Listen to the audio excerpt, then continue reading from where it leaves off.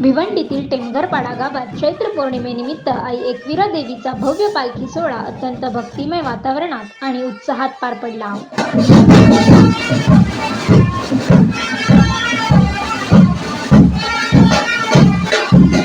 दरवर्षी कारला गडावर जाणारी ही पालखी आता गावातच काढण्याची अनोखी प्रथा आई एकविरा पदयात्री मंडळ भिवंडी यांच्या वतीने सुरू करण्यात आली आहे.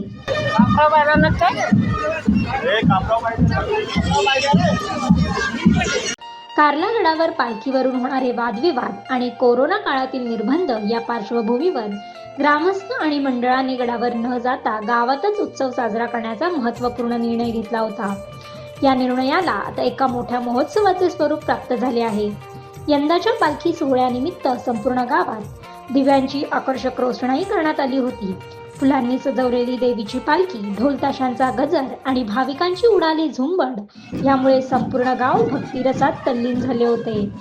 गडावर न जाता गावातच साजरा होणारा हा उपक्रम आता भिवंडीकरांसाठी एक श्रद्धेचा आणि आनंदाचा उत्सव बनला आहे.